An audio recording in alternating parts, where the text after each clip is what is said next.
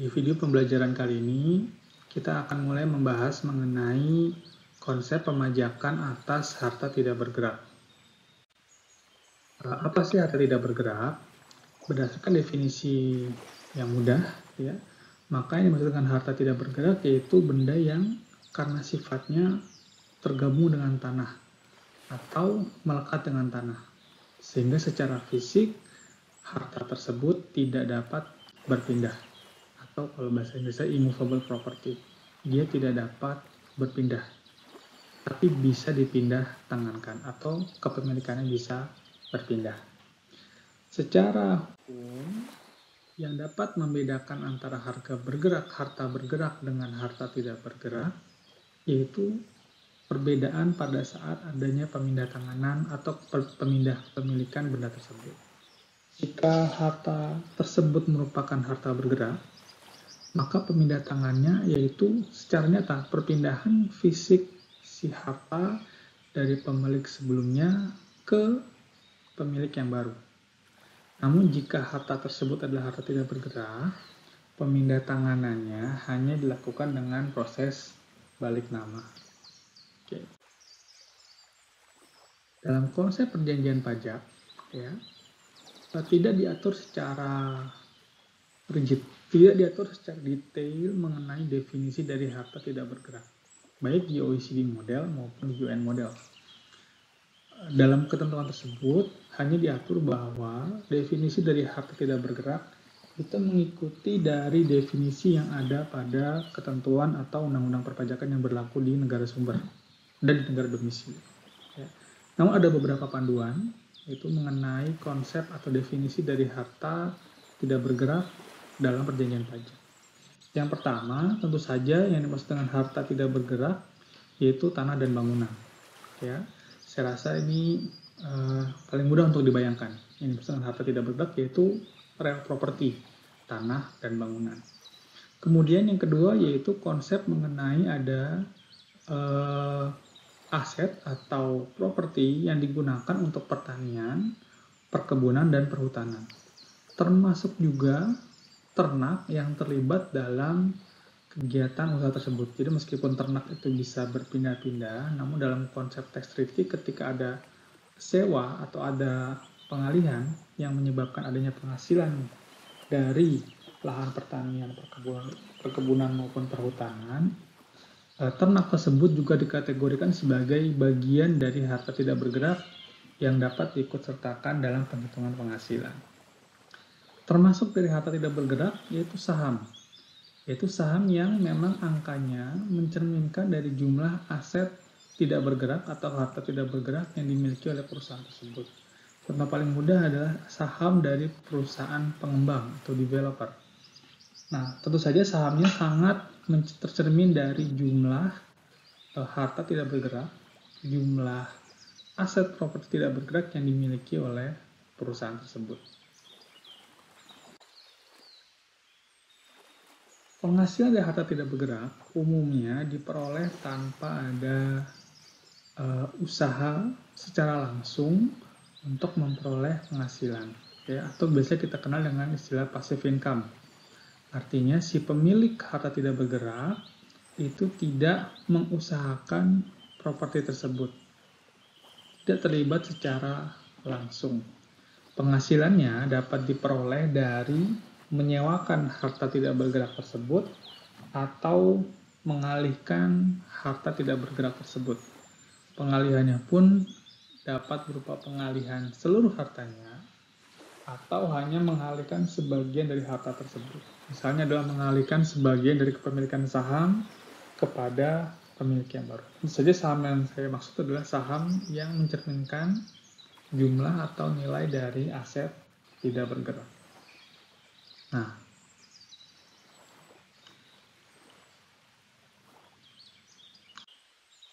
kemudian ada beberapa prinsip mengenai pemajakan atas penghasilan dari harta tidak bergerak.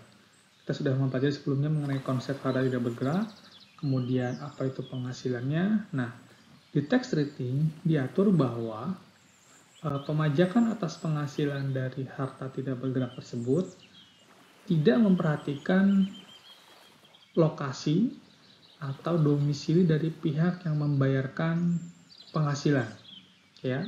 Tapi yang diperhatikan adalah subjek pajaknya, subjek pajak yang menerima, dan letak dari harta tak bergerak yang menghasilkan penghasilan tersebut. Oke.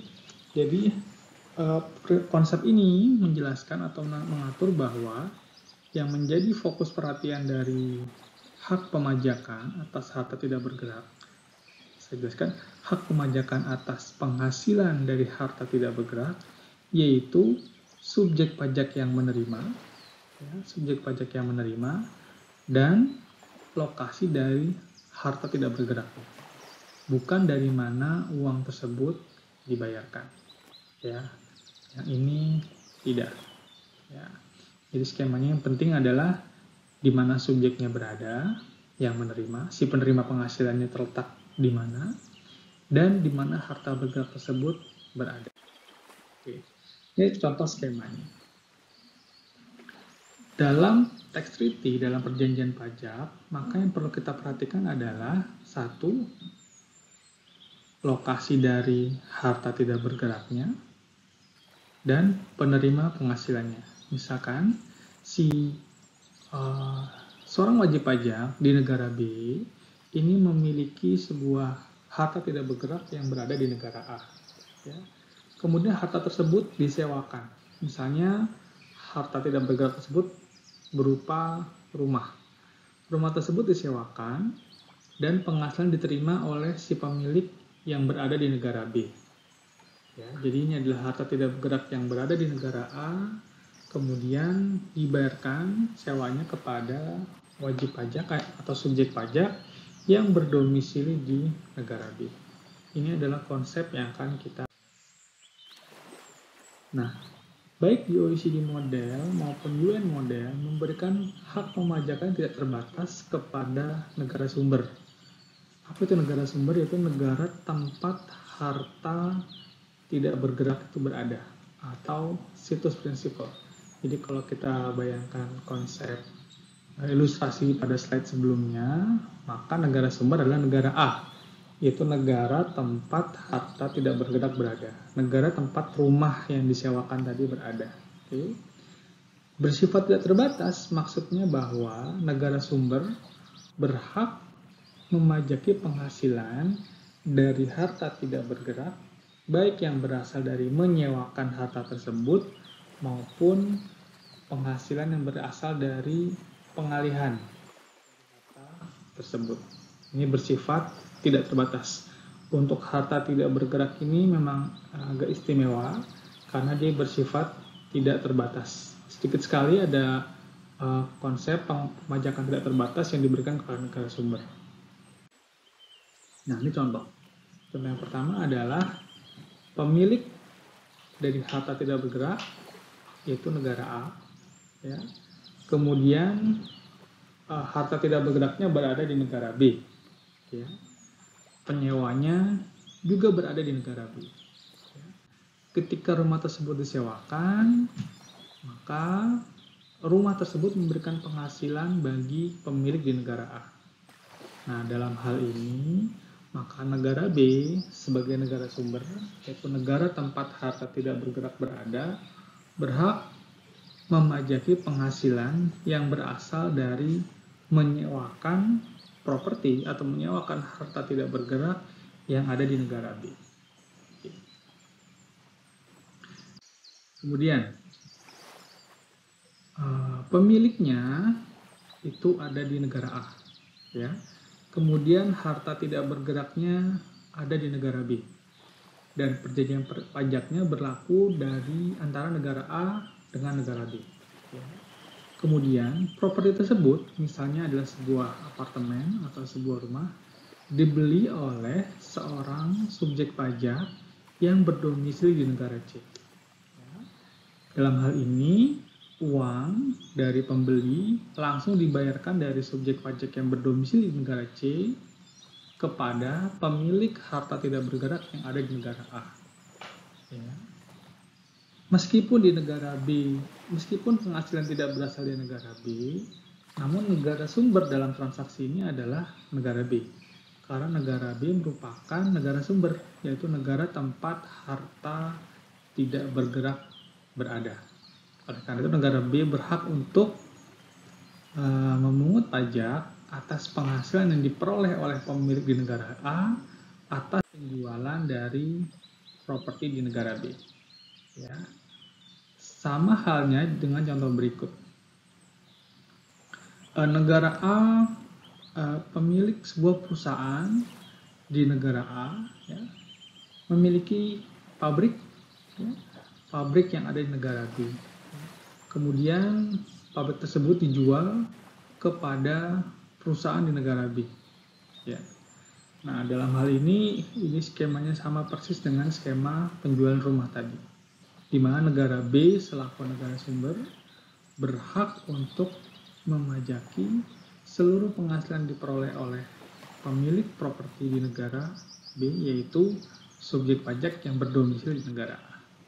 Jadi konsepnya adalah bahwa yang perlu diperhatikan bahwa hak pemajakannya secara tidak terbatas berada di negara B, ya, atau negara sumber. Ya, jadi yang kita perlu perhatikan adalah bahwa dalam hal pemajakan atas penghasilan dari harta tidak bergerak, maka yang menjadi fokus perhatian adalah satu, subjek yang menerima penghasilan, dan yang kedua adalah negara tempat harta tidak bergerak berada, yang disebut dengan negara sumber. Nanti yang boleh memajaki atau yang berhak memajaki hanya negara sumber, yaitu negara tempat harta tidak bergerak tersebut berada.